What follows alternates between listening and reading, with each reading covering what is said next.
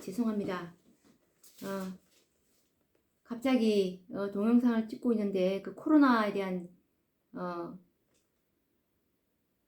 문자가 와서 갑자기 동영상이 멈춰버려서 계속 또 이어보도록 하겠습니다. 좀 불편하시겠지만 앞에 찍은 동영상이랑 연결해서 보시면 감사하겠습니다. 자, 그럼 이제 각 시대의 대쟁투에서는 이 은혜의 시기를 어떻게 표현하고 있는지, 은혜의 시기가 어떻게 될 때 맞춰지는지에 대해서 또 확인을 해 보도록 하겠습니다. 각 시대의 대쟁투는 제39장에 나와 있는데 읽어보도록 하겠습니다. 제39장 환난의 때. 은혜의 시기가 지나가고 환난의 때가 옴. 그때에 내 민족을 호위하는 대군 미가엘이 일어날 것이요 또 환난이 있으리니 이는 개국 이래로 그때까지 없던 환난일 것이며 그때 내 백성 중 무릇 책에 기록된 모든 자가 구원을 얻을 것이라. 다니엘 12장 1절.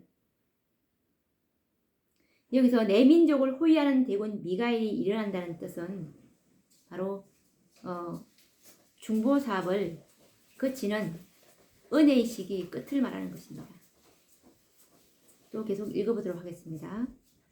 셋째 천사의 기별이 맞춰지면 세상의 죄인들을 위한 자비의 탄원은 더 이상 없다. 하나님의 백성들은 그들의 사업을 다 이루었다. 그들은 유쾌하게 되는 날이 주 앞으로부터 이르는 사도행전 3장 19절 늦은 비 호세아서 6장 3절을 받았으므로 그들 앞에 있는 시련의 때를 위해 준비를 했다. 천사들은 하늘에서 분주히 왕래하고 있다. 지상에서 돌아온 한 천사는 그의 일이 맞춰진 것을 보고한다. 마지막 시험이 이미 세상에 주어졌고 하나님의 계명에 충성한 것이 입증된 사람들은 모두 살아계신 하나님의 인 계시록 7장 2절을 받았다. 그때 예수께서는 하늘 성소에서 당신의 중보 사업을 그치신다. 그분께서는 손을 들어 큰 음성으로 되었다.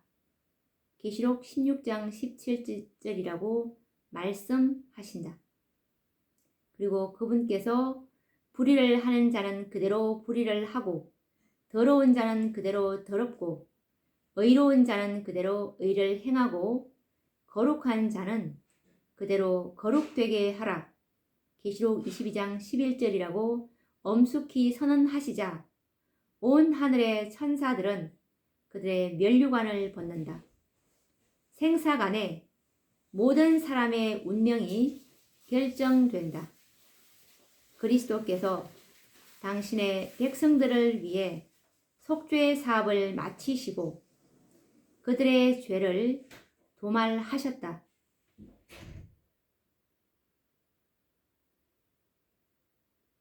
주님의 백성의 수요는 찼다.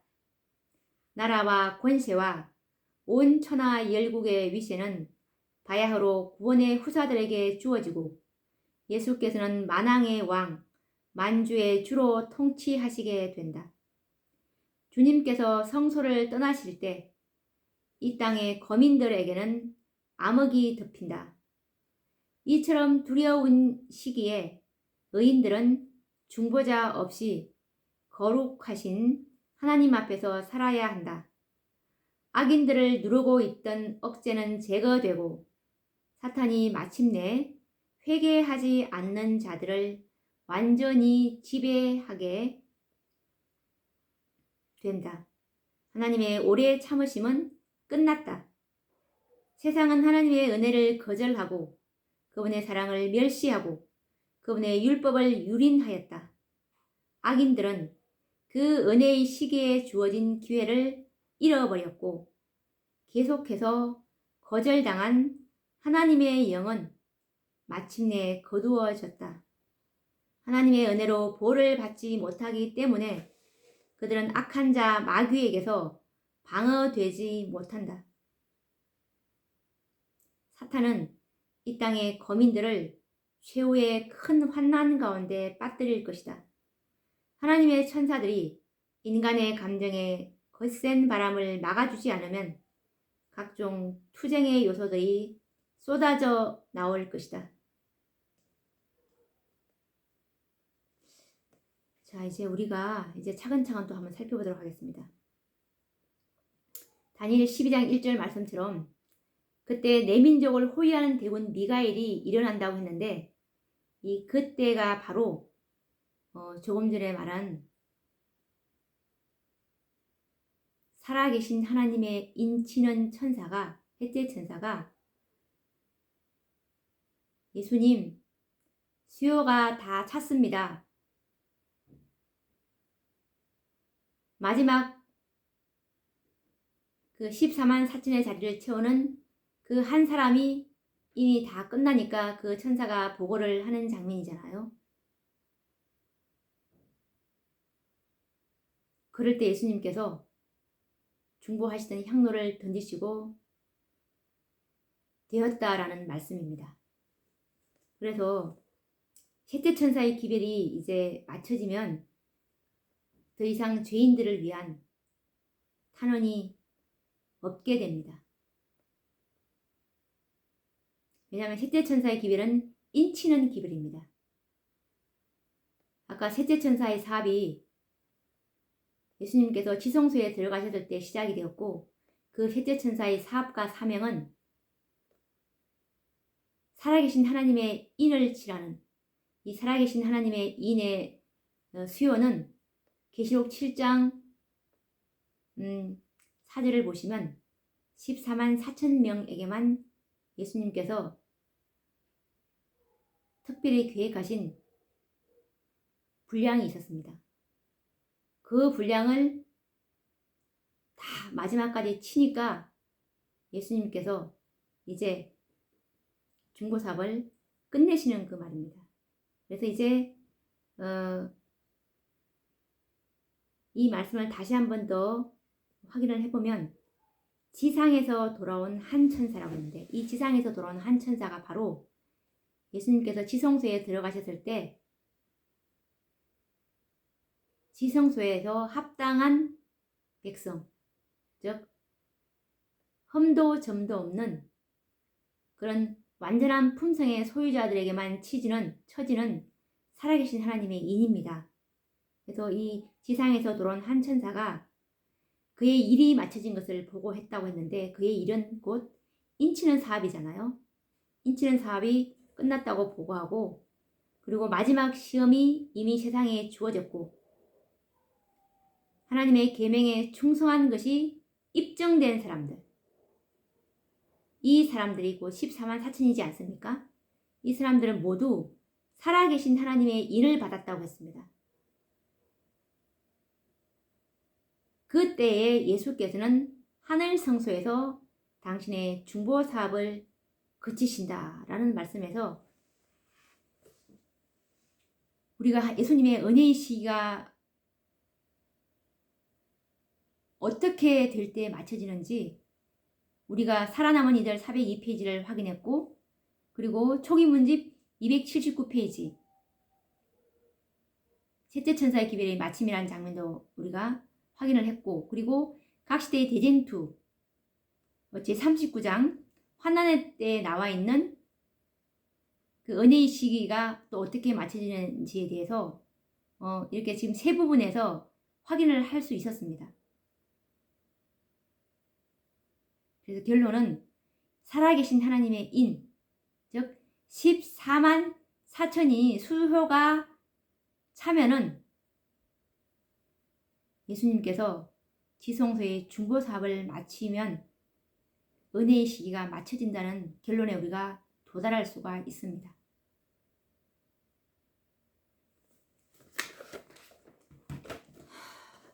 그런데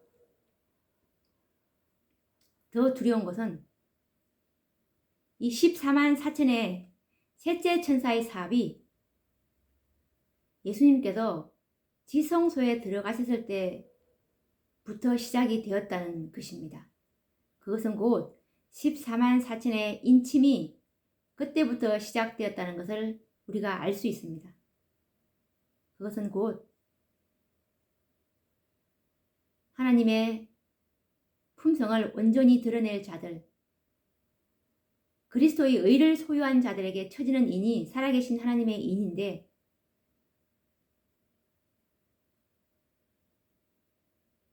이들이 바로 율법 전쟁에 마침표를 찍을 14만 4천인들인 것입니다. 그래서 예수님께서 정말 무던히 기다려왔던 이 구속의 열매들 14만 4천인들을 얼마나 기다렸던지 향로를 내던졌다는 표현을 하고 있거든요. 얼마나 힘들었겠습니까? 올해 6천 년 동안이나 기다려왔지 않습니까?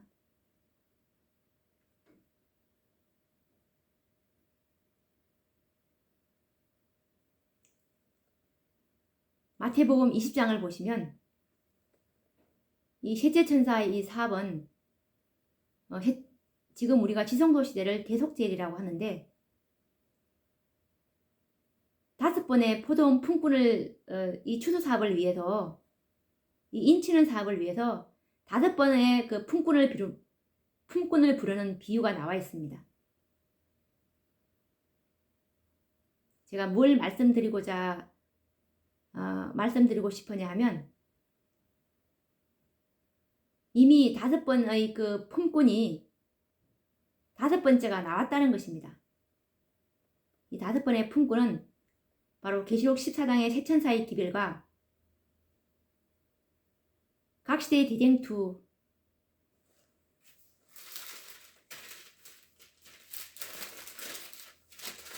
최후의 경고라는 장이 있습니다.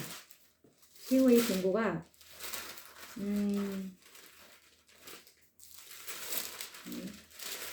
일단 지금 제가 38장인데요.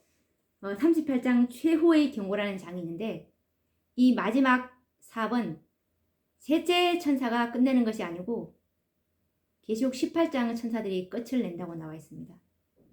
왜냐하면 기별은 셋째 천사의 기별입니다. 이 계시록 18장의 기별이 다른 기별이 아닙니다.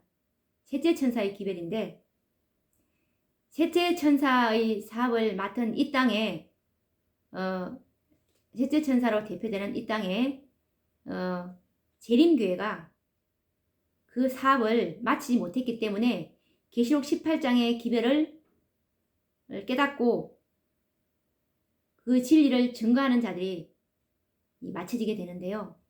왜냐하면 셋째 천사의 사업이, 셋째 천사가 그 사업을 완수를 하지 못했습니다. 그래서 인을 다 채우지 못했습니다. 그래서 계시록 18장 천사가 불가불 이 사업에, 이 추수 사업에 뛰어들지 않을 수가 없었습니다.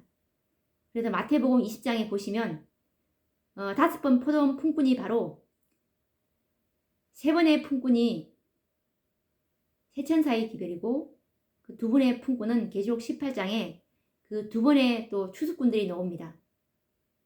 그렇게 해서 5번 추수꾼들의 사업으로 이제 그 사업이 다 완성이 되는데, 마지막 5번의 품꾼은 일할 시간이 1시간밖에 남지 않았습니다. 왜냐하면 그들을 11시에 불렀습니다. 11시에 불렀고 12시에 끝나는 사업이기 때문에. 그래서 그것은 무엇을 얘기하냐면, 이미 14만 4천이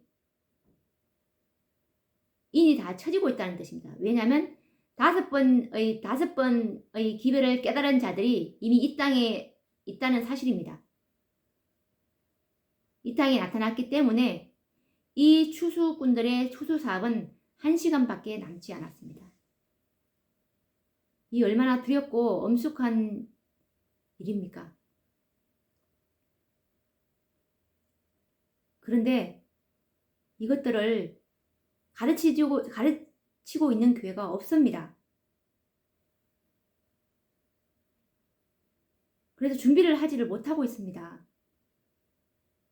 어떻게 될 때 은혜의 시기가 맞춰지는지, 그리고 어떻게 내가 준비를 해야 되는지에 대해서 목사님들이 가르쳐지고 있지 않습니다.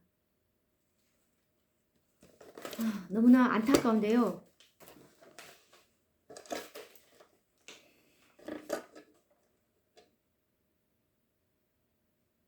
아까 제가 맨 처음에 읽어드린 말씀이 우리 앞에 예언으로 미래가 분명히 펼쳐져 있다고 했는데, 은혜의 시기의 끝도 이미 분명히 제시되어 있고, 그리고 환난의 때를 위한 준비에 관련된 그 사건들도 분명히 제시되어 있다고 했습니다. 초기 문집 마지막 때를 위한 준비를 한번 읽어보도록 하겠습니다.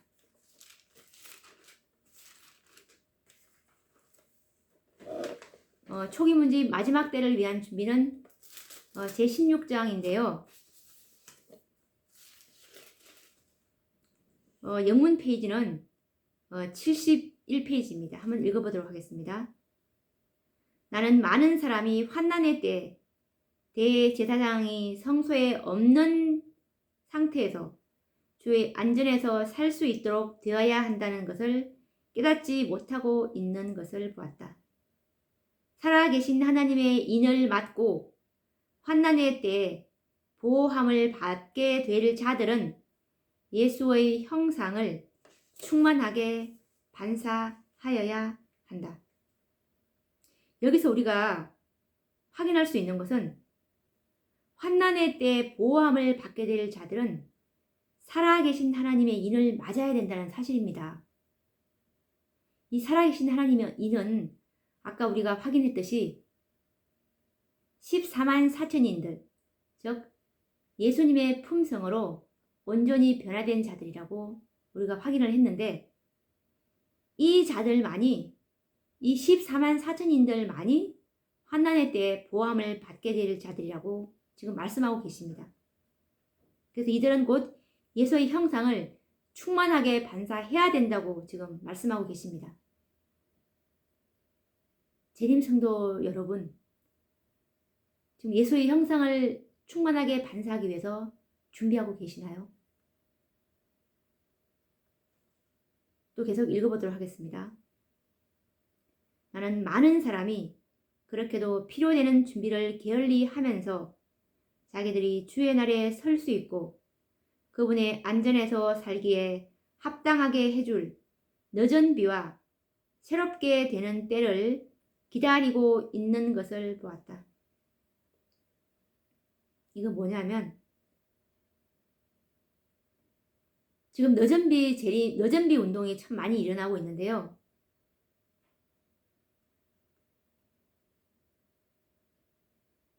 하나님의 날에 설 수 있는 그 준비는 게을리하면서 늦은 비만 기다리고 있다는 사실입니다. 정말 회개할 것이 없는 그 회개의 과정을 자기가 지금 하고 있는지,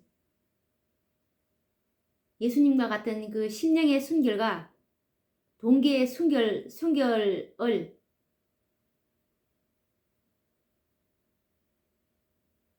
이루기 위해서 회개가 깊어지고 있는지, 그렇지 않는 상황에서 늦은 비만 기다리고 있다는 것을 지금 견책하고 있는 말씀입니다. 계속 읽어보도록 하겠습니다. 나는 너무나 많은 사람이 환난의 때 피난처를 갖지 못한 것을 보았다.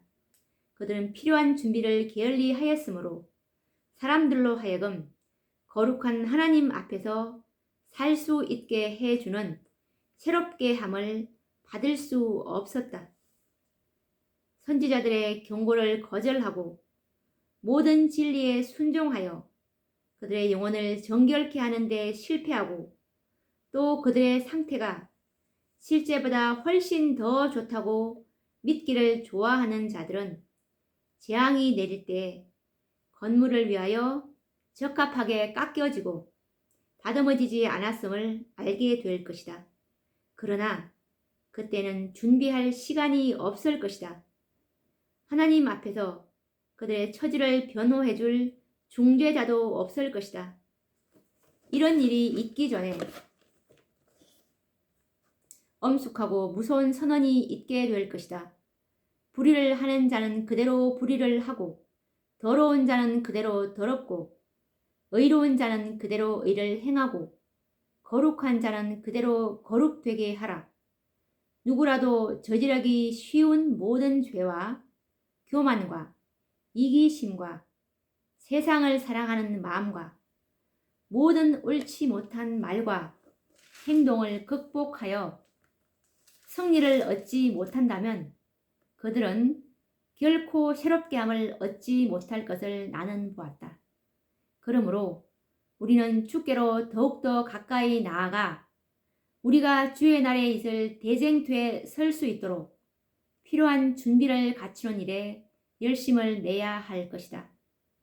하나님은 거룩하심으로 거룩한 사람들 외에는 아무도 그분과 함께 거할 수 없음을 우리 모두는 기억하자 라는 말씀입니다.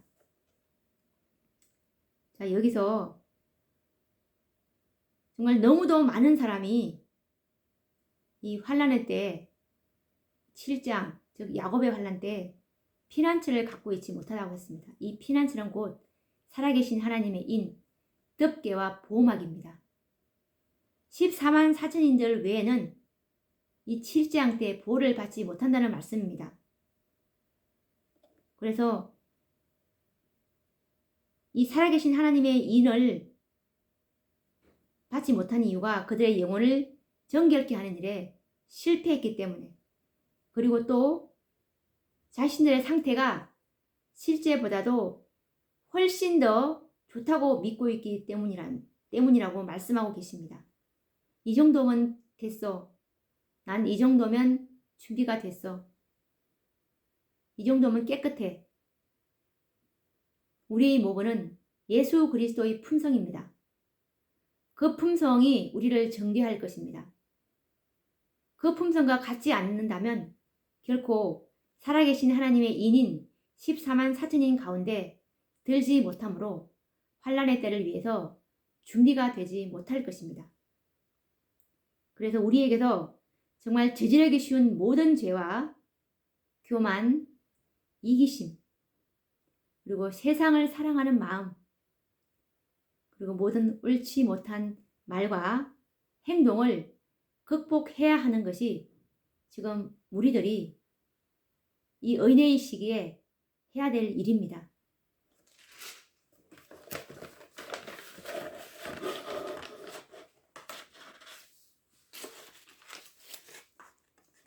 그런데 이 진리를 지금 가르쳐지고 있는 곳이 없다고 하는 것입니다. 소기문집 거짓 목자들이라는 장에 보시면 한번 찾아보도록 하겠습니다. 제 30장 초기문집 거짓 목자들인데요.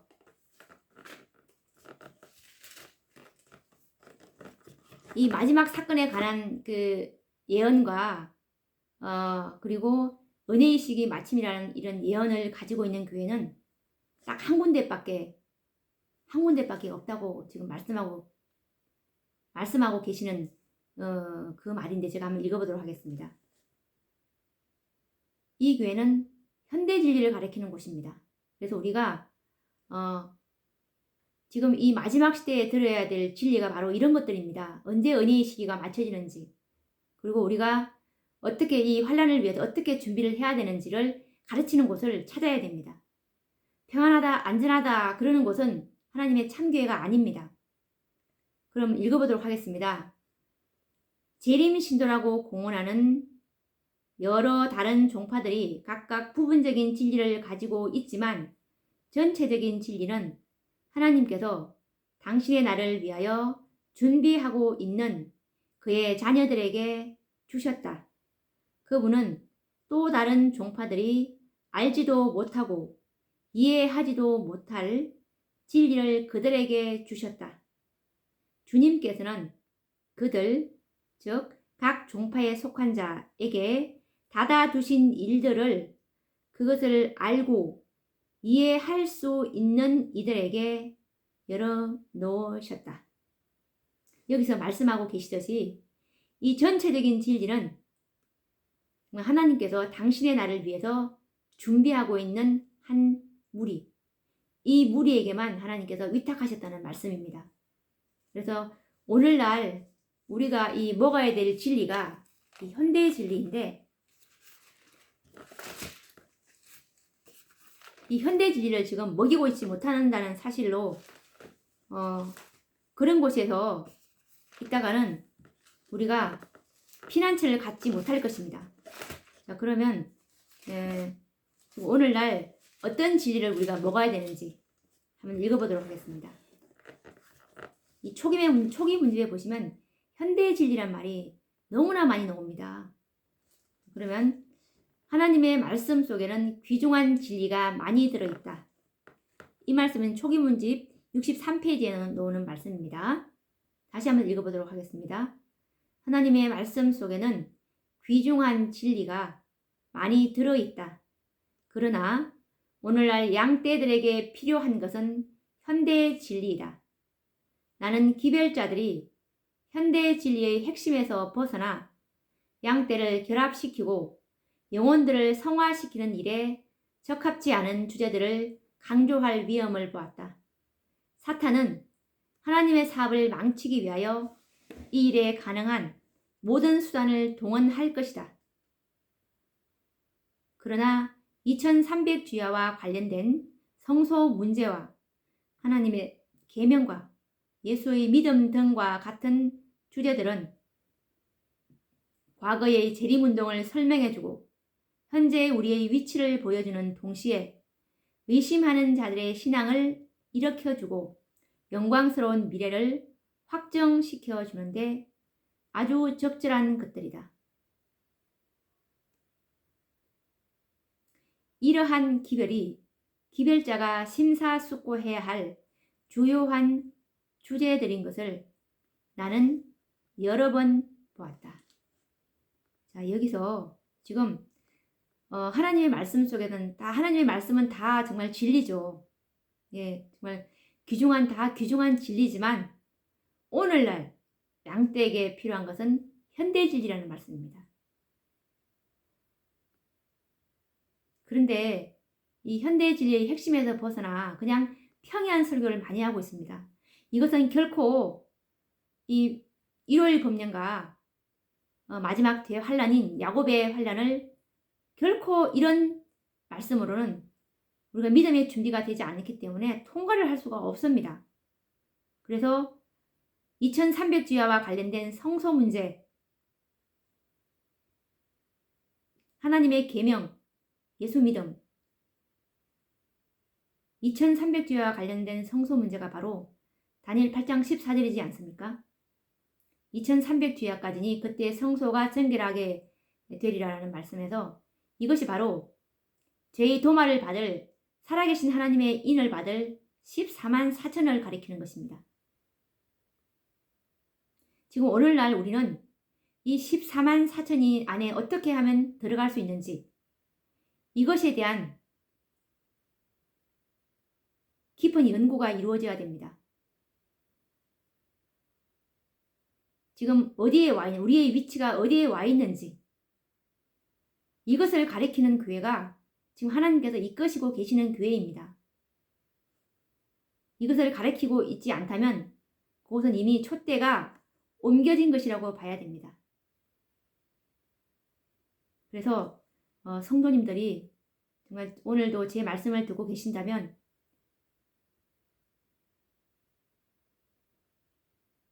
정말 갈급한 영혼들이라면 반드시 현대 진리를 가리키는 현대 진리 연합운동으로 오셔서 이 마지막 이 예수님의 재림을 촉진시키는 이 사업인 14만 4천인에 개수되어서 정말 그분의 재림을 촉진하는 그런 특권을 누리신다면 너무너무 복된 일일 것입니다.